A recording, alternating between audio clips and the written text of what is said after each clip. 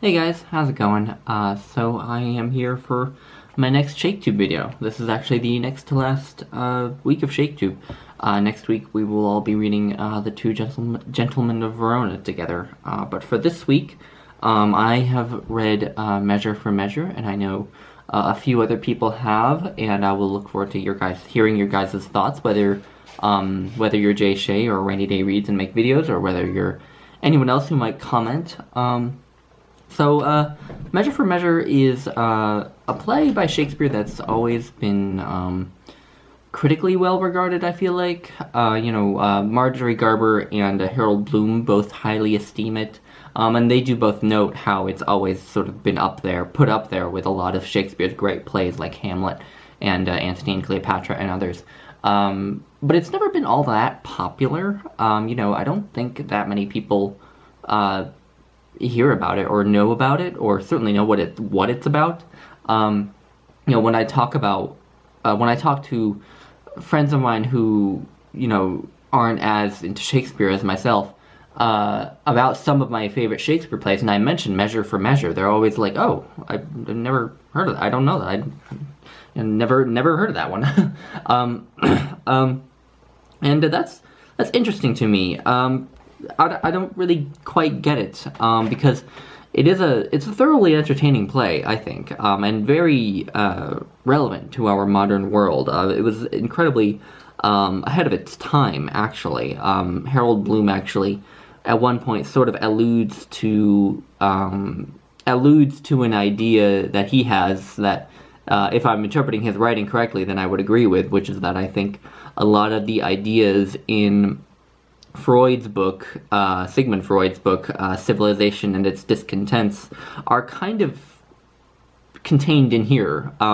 Shakespeare foresaw a lot of the thinking that would happen in the 19th and 20th century. Perhaps he didn't foresee like Darwin, but thinkers like Nietzsche and Freud, he definitely, and also the existentialists, I think you could say Shakespeare predicted their thinking. And I think that's one of the most fascinating things about Shakespeare, is just how ahead of his time in that sense he was. He was ahead of his time, I think, in how he portrayed women as well, I think, but also just in terms of the ideas that are contained in his plays.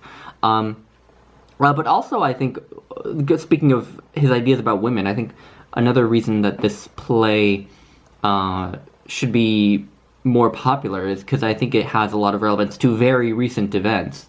We, just in the past few years, have had a ton of very powerful men being sort of ratted out for sexual assault by the women who've suffered from their actions. And I wholeheartedly support that. And there is a central event in this play that is incredibly relevant to the stories of those women. Without further ado, I'll get along to summarizing the play a little bit. So this takes place in Vienna, and in the Duchy of Vienna, and the Duke of Vienna, named Vincenzo, has announced that he's going to be sort of taking a vacation off into Poland or something or other. And he's leaving Angelo, a member of his court, in charge of Vienna and in his stead. And in reality, what the Duke is doing is he's disguising himself as a monk. And basically he's going to run around town spying on the way people behave and the way Angelo behaves as, the acting Duke. And so at the beginning of this play, the Duke gives his powers over to Angelo and, ostensibly goes off to Poland, but really goes into hiding, or goes into disguise. And what Angelo does is he immediately institutes a strict, sort of, I almost want to say Taliban-esque regime, but that would be going a bit far, probably, but this repressive regime that will strictly enforce, morality and sexual purity and all of these things. And anyone who has premarital sex is supposed to be executed. And so right after that, we are introduced to Claudio, who is this young man, probably in his 20s or so, who has gotten his girlfriend slash fiance Juliet pregnant, and so he has obviously committed that sin for which he is supposed to be executed, and so Angelo has Claudio taken to prison to get ready to get executed, basically. And Claudio's sister, Isabella, gets wind of this and decides that she's going to try to beg Angelo not to execute Claudio. Now, Isabella was originally planning to take vows as a nun. And it's interesting, the scene where we're introduced to her, she's at the nunnery, sort of just walking around, being given the lowdown by one of the nuns, being told sort of the general principles that the nuns follow, the regulations on their behavior and such.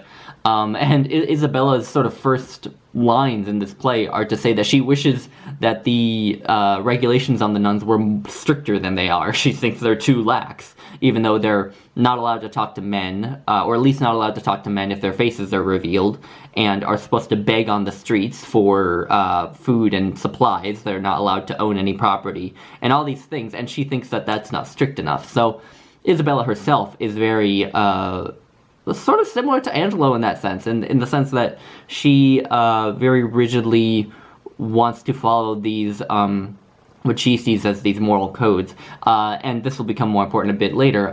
So Isabella, in the middle of getting introduced to this nunnery, is told about her brother being taken away to prison to get executed, and so she decides that she's going to put her vows on hold, and she hasn't taken her vows yet, obviously, so she's still allowed to go forth and do things and talk to people. So she goes to Angelo and begs him not to execute Claudio. And, what does Angelo do? You maybe can see it coming. He says that, I will free Claudio if you have sex with me, because he apparently has grown enamored with her. And she, of course, is horrified, and she goes to tell Claudio about this, and Claudio is trying to tell her that she should just do it, because, it can't be that big a deal. You're doing it for a good thing, yada, yada, yada. And then the Duke comes in. The Duke, disguised as fire, comes in. He he visits Claudio in the prison before Isabella gets there, but then he ends up meeting up with Isabella as well.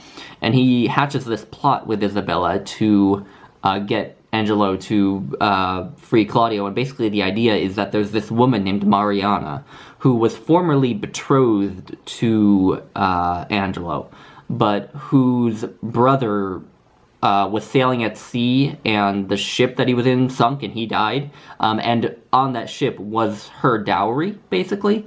And so basically she was left penniless, and so in the wake of that, Angelo refused to marry her because she doesn't have any wealth.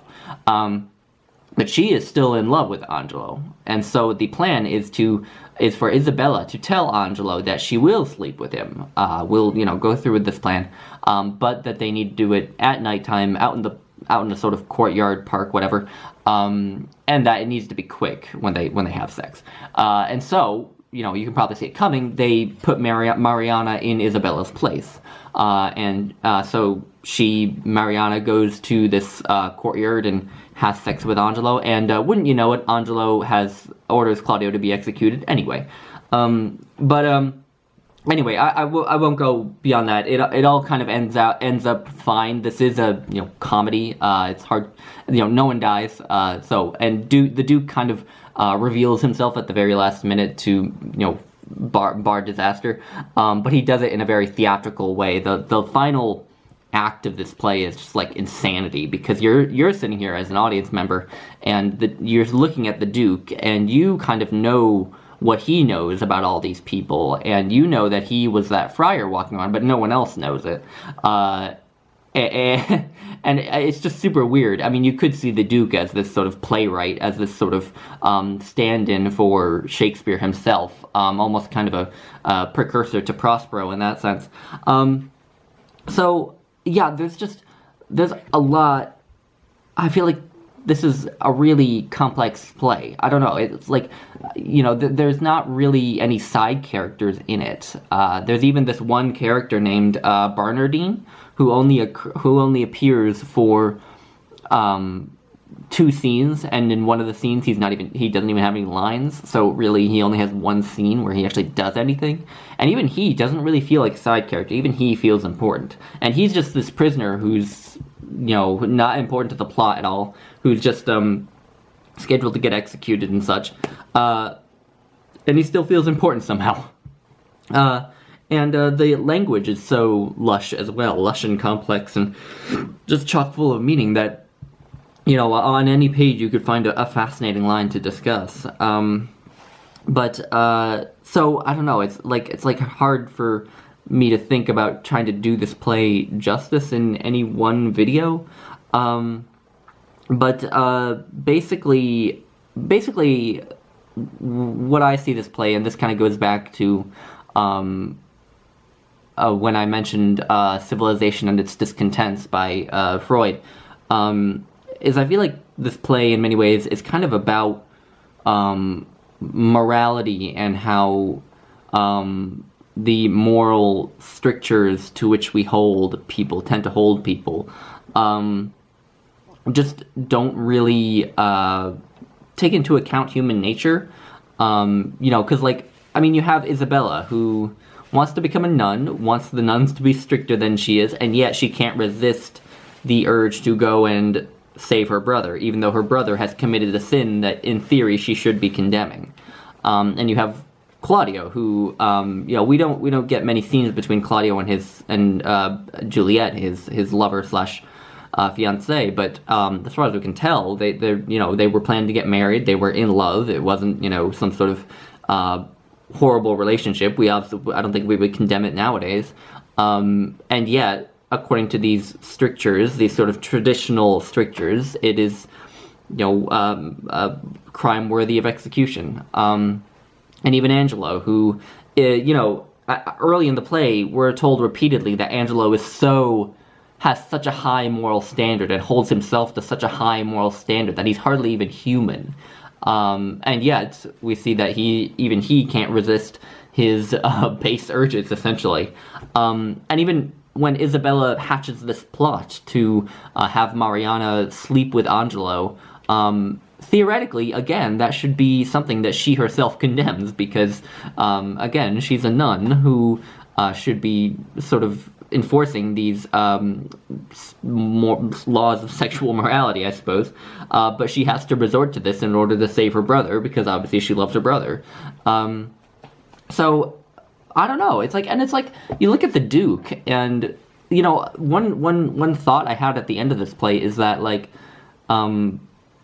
you could almost see it as this weird sort of almost religious parable, with the Duke as, like, either a stand-in for God or a stand-in for Jesus or something. But on the other hand, the Duke is incredibly shady. You know, it's like, why is he even doing this? You know, he says at the beginning of the play that he wants to, basically the reason, his secret motive behind putting Angelo in charge and disguising himself as a friar is so that he can enforce these moral laws without, you know, having to take any of the backlash for doing it, essentially. He wants Angelo to be the one to be blamed for enforcing these laws, but he still wants the laws to be enforced, and that's incredibly cowardly when you think about it. So, I don't know. I mean, you know, it's like, almost, I guess, I don't know, it's almost as though just, I don't know, anything is permitted, I guess. Not really, but it almost seems like that could be a theme you took away from Measure for Measure. I don't know, it's such a weird, ambiguous play for me. And there's this, you know, there's this speech that the Duke gives at one point, the Duke himself, and I wonder what his sort of motive behind this speech was. But he's talking to Claudio, of all people, and he says, "Be absolute for death. Either death or life shall thereby be the sweeter. Reason thus with life. If I do lose thee, I do lose a thing that none but fools would keep. A breath thou art, servile to all the skyey influences that dost this habitation where thou keep'st hourly afflict. Merely thou art death's fool. For him thou labour'st by thy flight to shun, and yet run'st toward him still. thou art not noble, for all the commendations that thou bearest are nursed by baseness. Thou art by no means valiant, for thou dost fear the soft and tender fork of a poor worm. Thy best of rest is sleep, and that thou oft provokest, yet grossly fear'st thy death, which is no more. Thou art not thyself, for thou exists on many 1,000 grains that issue out of dust. Happy thou art not, for what thou hast not still thou strivest to get, and what thou hast forgett'st. Thou art not certain, for thy complexion shifts to strange effects after the moon. If thou art rich, thou art poor, for like an ass whose back with ingots bows, thou bearest thy heavy riches but a journey, and death unloads thee. Friend hast thou none, for thine own bowels, which do call thee sire, the mere effusion of thy proper loins, do curse the gout, serpigo, and the rheum for ending thee no sooner. Thou hast nor youth nor age, but as it were an after-dinner sleep, dreaming on both. For all thy blessed youth becomes as aged, and doth beg the alms of palsied eld. And when thou art old and rich, thou hast neither heat, affection, limb, nor beauty, to make thy riches pleasant. What's yet in this that bears the name of life? Yet in this life lie hid mo 1,000 deaths, yet death we fear that makes these odds all even. Death we fear that makes these odds all even. It's almost as though the only real law in Measure for Measure is death itself. Yeah, I don't know. It's such a weird play. I don't know. I'm like rambling on, and I hardly even know what to say about this play. I'm sorry. But my favorite scene is the scene where death also is kind of a big theme. At one point, there is this prisoner named Bernardine who, he has no bearing on the story, no one knows him, no one's friends with him. He's just sort of brought in all of a sudden in Act 4, and basically he's supposed to be executed in the afternoon in the place of Claudio. This is sort of a scheme of the Duke and some of the prison guards to have Bernardine executed instead of Claudio. Basically, these prison guards are trying to get Bernardine to come out, so one of these men is named Aborson, which, you know, pretty obviously a symbolic name, and the other is named Pompey, which again symbolic. But Aborson says, "What hoa, Bernardine?" He's trying to call to get him to come out to get executed, and Bernardine responds, "A pox o' your throats! Who makes that noise there? What are you?" And Pompey says, "Your friend, sir, the hangman. You must be so good, sir, to rise and be put to death." And Bernardine says, "Away, you rogue, away, I am sleepy." I guess he wouldn't be saying it that vigorously if he were sleepy. But then Aborson says, "Tell him he must awake, and that quickly too." Pompey says, "Pray, Master Bernardine, awake till you are executed, and sleep afterwards." And then Pompey later in the scene tells Bernardine, "Oh, the better, sir, for he that drinks all night and is hanged betimes in the morning may sleep the sounder all the next day." I don't know. It's such a... And Bernardine basically refuses to be put to death, which is weird, because earlier in that act we had found out that Bernardine was basically this sort of misanthropic guy who doesn't really seemed, according to the prison guards, not to care whether he lives or dies. Seems to just kind of, you know, they say that he has been told that he would be executed before, and that he seemed to not care at all. And also, they also mentioned that he basically just drinks all day and all night. So I don't know. You know, Harold Bloom regards Bernardine as sort of the quintessential character of Measure for Measure, which is interesting, considering how he is. So I don't know. I just feel like I have more questions than I have really answers about this play. Yeah, anyway, I think I'm rambling, but I don't know. I'm curious to hear what everyone else made of this play, because it's such a weird one. It might be my favorite play by Shakespeare. I don't know.